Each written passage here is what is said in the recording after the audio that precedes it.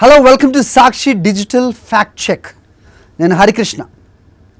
తరలిపోయిన 1,24,000 కోట్ల పెట్టుబడులు Adani, Franklin Templeton, Lulu group, Amar Raja బ్యాటరీస్తో పాటుగా చాలా సంస్థలు 1,24,000 కోట్ల అంటే 1.24 లక్షల కోట్ల విలువైన పెట్టుబడుల ప్రతిపాదనలను ఉపసంహరించుకున్నాయి ఆంధ్రప్రదేశ్లో. ఇవి ఈనాడు కమ్మ కథలు. వాస్తవాల సార్ చూద్దాం. Let's watch the facts. Expansion చేపట్టిన కంపెనీల కేసు చూస్తే, విస్తరణ చేపట్టిన కంపెనీలు అపాచీ 820 కోట్లు, దివీస్ 2 కొత్త ప్లాంట్లు 1,480 కోట్లు, కియా 400 కోట్లు, యోకోహోమా టైర్స్ 680 కోట్లు, సెంచరీ ప్లైవుడ్స్ ఫస్ట్ ప్లాంట్ వచ్చి 2021 డిసెంబర్లో పెట్టాక మరో 2 ప్లాంట్స్ నెలకొల్పుతోంది. ఇక మాండలీస్ చాక్లెట్స్ 1,600 కోట్లు, ఆంధ్ర పేపర్ లిమిటెడ్ 4,000 కోట్ల పెట్టుబడి, అలాగే ఏటీసీ టైర్స్ లిమిటెడ్ 679 కోట్ల పెట్టుబడితో ఎక్స్పాన్షన్. ఇక Electro Steel Casting Limited company 933 కోట్ల పెట్టుబడి. లులు చూద్దాం సార్. లులు అనేది ఇదొక షాపింగ్ మాల్, అది తరలిపోయింది అంటూ నానా యాగి చేసే ఈనాడు అలాగే టీడీపీ. వాస్తవాలు ఒకసారి చూస్తే, చంద్రబాబు ప్రభుత్వం విశాఖ బీచ్ ఎదురుగా రైట్ బ్యాంగ్ ఆన్ ఆపోజిట్ 680 కోట్ల విలువైన 13.6 ఎకరాల భూమిని నామినల్ ప్రైజ్ అంటే నామమాత్రపు లీజ్తో ఇంటర్నేషనల్ కన్వెన్షన్ సెంటర్ పేరుతో లులు గ్రూప్కి కట్టబెట్టారు. అంటే 2017లో ఈ లీజ్కి తీసుకున్న లులు సంస్థ 2019 నవంబర్ వరకు అంటే దాదాపు 2 ఏళ్ళు ₹1 లీజ్ కూడా చెల్లించలేదు. ఇది నష్టమా కాదా?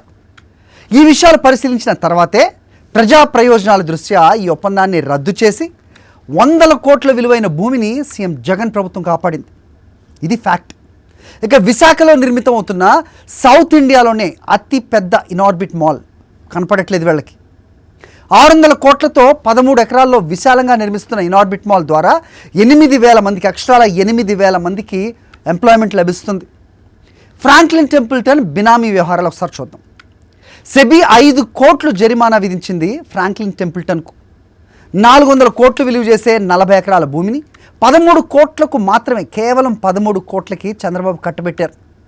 ఆనాటి ప్రభుత్వ ప్రధాన కార్యదర్శి నేతృత్వంలో అంటే ఆయన అండర్లో పెట్టుబడుల ప్రోత్సాహక కమిటీ దీనిపై తీవ్ర అభ్యంతరం తెలిపినా కూడా వీళ్ళు లెక్క చేయలేదు. ఫ్రాంక్లిన్తో భాగస్వామ్యం ఉన్న ఓ సంస్థ అధినేత చంద్రబాబు కులస్తుడు కావటం దీనికి ప్రధాన కారణం. లోకేష్కి అత్యంత సన్నిహితులైన ఆ వ్యక్తికి చెందిన ఈ సంస్థ ప్రధాన కార్యాలయం అంటే మెయిన్ హెడ్ ఆఫీస్ శాన్ ఫ్రాన్సిస్కోలో కేవలం 10 ఎకరాల్లో ఉంటుంది. ఇక్కడ మాత్రం 40 ఎకరాలు ఎందుకు అని ప్రశ్నించినా కూడా చంద్రబాబు వినిపించుకోలేదు. అనంతరం ఆ తర్వాత ఫ్రాంక్లిన్ టెంపుల్టన్ ఇండియా భారీ రుణాల కుంభకోణంలో ఇరుక్కోవడంతో ఈ సంస్థ ఈ వ్యాపార కార్యకలాపాలపై తీవ్ర ప్రభావం చూపించింది. సుమారు 29,000 కోట్ల విలువైన 6 డెట్ ఫండ్స్ను సెబీ నిషేధించడం, అలాగే పెనాల్టీస్ విధించడంతో భారత్లో విస్తరణ కార్యక్రమాలని నిలిపేసింది. ఎక్స్పాన్షన్ ప్రోగ్రామ్స్ అన్నీ కూడా స్టాల్ చేయడం జరిగింది. అది ఫ్రాంక్లిన్ టెంపుల్టన్ స్టోరీ. ఇక హెచ్ఎస్బీసీ, విశాఖ నుంచి హెచ్ఎస్బీసీ వెళ్ళిపోయిందంటూ ఈనాడు పుంకాలుగా కథనాలు ప్రచురించింది. వాస్తవాలు చూద్దాం. 2017లో ఈ కంపెనీలో భారీగా అవకతవకలు జరగడంతో ప్రపంచవ్యాప్తంగా, not just in AP, not just in Andhra Pradesh, not just in India, ప్రపంచవ్యాప్తంగా కొన్ని ప్రాంతాల్లో తమ కార్యకలాపాలను నిలిపేస్తున్నట్టు 2018లోనే హెచ్ఎస్బీసీ అనౌన్స్ చేసింది. దీంట్లో భాగంగా 3,500 మందితో నిర్వహిస్తున్న విశాఖతో పాటు చెన్నై, కోల్కతాలో కూడా సంస్థ వీటి యాక్టివిటీస్ని మూసేసింది. ఆఫీసెస్ని కూడా క్లోజ్ చేసింది. ఇదే భవనంలో రాష్ట్ర ప్రభుత్వం చొరవతో ప్రపంచ స్థాయి బీపీఎం సంస్థ డబ్ల్యూఎన్ఎస్ అంటే world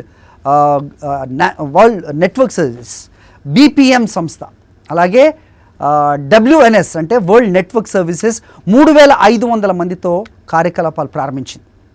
Adani data centre, Chandrababu హయాంలో వచ్చే 20 ఏళ్లలో అదానీ డేటా సెంటర్ కోసం 70,000 కోట్ల పెట్టుబడి పెడతామని ఒప్పందం చేసుకుంది. అది ఈనాడు రాసింది. నిజానికి ఈ ప్రభుత్వం అధికారంలోకి రాగానే 20 ఏళ్ళు అంటే చాలా సుదీర్ఘ సమయం అని, అప్పటికే సాంకేతిక పరిజ్ఞానంతో ఈ టెక్నాలజీ విషయంలో చాలా మార్పులు వస్తాయి కాబట్టి వచ్చే 5 ఏళ్లలో ఎంత వాస్తవ పెట్టుబడి పెడతారో డిపిఆర్ ఇవ్వాల్సిందిగా కోరింది. అంటే డీటెయిల్డ్ ప్రాజెక్ట్ రిపోర్ట్. అంటే 20 ఏళ్ళు అంటే అప్పటికి ఇదే టెక్నాలజీ కాదు, అప్పటికి మారే క్రమంలో ప్రస్తుతం రియలిస్టిక్గా మాట్లాడేలా అంటే 5 yearsలో ఎంత ఎన్ని ఇన్వెస్ట్మెంట్స్ గ్రౌండ్ అవుతాయి అనేది డిపిఆర్ ఇవ్వాల్సిందిగా కోరింది. దీని ప్రకారం 5 yearsలో 21,844 కోట్ల పెట్టుబడి పెట్టనున్నట్లు అదాని గ్రూప్ స్పష్టం చేసి దానికి అనుగుణంగా అకార్డింగ్ టు దట్ ఇప్పటికే పనులు స్టార్ట్ చేసింది. ఇప్పుడు అదాని డేటా సెంటర్ను వైజాగ్ టెక్ పార్క్ లిమిటెడ్ పేరుతో అభివృద్ధి చేస్తోంది. ఇక అమర్ రాజా బ్యాటరీస్ విషయానికి వద్దాం. టీడీపీ ఎంపీ గల్లా జయదేవ్ చౌదరికి చెందిన ఈ కంపెనీ చిత్తూరులో అలాగే ఉంది, ఎక్కడికి వెళ్ళలేదు. ఆ కంపెనీ నుంచి వచ్చే వ్యర్థాల వలన అంటే దానివల్ల వచ్చే వేస్టేజ్ వల్ల చుట్టుపక్కల గ్రామాలన్నీ కూడా కలుషితం అవుతోంది, ముఖ్యంగా నీరు. సరి చేసుకోండి అని పొల్యూషన్ కంట్రోల్ బోర్డు నోటీస్ ఇచ్చింది. హైకోర్టు కూడా దీన్ని సమర్థించింది. అమర్ రాజా వాళ్ళు విస్తరణలో భాగంగా తెలంగాణలో కూడా తమ కంపెనీ మొదలు పెడతామని చెప్పారు. హెరిటేజ్ కూడా అనేక రాష్ట్రాల్లో ఉంది కదా. ఇలా కంపెనీలు ఇతర రాష్ట్రాల్లో కూడా పెట్టుబడులు పెట్టడం చాలా సర్వసాధారణం. గత 3 ఏళ్లుగా దేశంలో ఈజ్ ఆఫ్ డూయింగ్ బిజినెస్లో ఏపీ ఫస్ట్ ప్లేస్లో నిలిచింది. ఇది వాస్తవం కాదా? బాబు హయాంలో 60,000 కోట్ల పెట్టుబడులు వస్తే 2 ఏళ్ళు కరోనా ఉన్నప్పటికీ కూడా, you have to underline this, 2 ఏళ్ళు కరోనా ఉన్నప్పటికీ జగన్ పాలనలో 2023 నాటికి 70,000 కోట్ల పెట్టుబడులు వచ్చాయి. అంతేకాదు 2023 మార్చిలో విశాఖ గ్లోబల్ ఇన్వెస్ట్మెంట్ సమిట్ ఏదైతే జరిగిందో జిఐఎస్లో మొత్తం 13 లక్షల కోట్ల విలువైన 386 ఒప్పందాలు మెమోరాండం ఆఫ్ అండర్స్టాండింగ్ జరిగాయి. ఏడాదిలో 2.46 లక్షల కోట్ల విలువైన పెట్టుబడులకు సంబంధించిన పనులు వేరువేరు దశల్లో ఉన్నాయి, డిఫరెంట్ ఫేజెస్. దాదాపు 4 రెట్లు పెరిగిన స్టార్టప్ కంపెనీ సంఖ్య డిపిఐఐటి అంటే department for promotion of industries and internal trade ద్వారా వచ్చిన నివేదిక అది. ఇక బాబు దిగిపోయిన 2019లో రాష్ట్రంలో స్టార్టప్ సంఖ్య చూస్తే 161. మరి ఇప్పుడు స్టార్టప్స్ సంఖ్య చూస్తే 586. మరి ఇది డెవలప్మెంట్ కాదా? ఇక ఎంఎస్ఎంఈస్ చిన్న పరిశ్రమలు బాబు దిగిపోయే నాటికి రాష్ట్రంలో ఉన్న ఎంఎస్ఎంఈల సంఖ్య 1,93,530. మరి ఇప్పుడు 6.6 లక్షలు అంటే 6,60,000.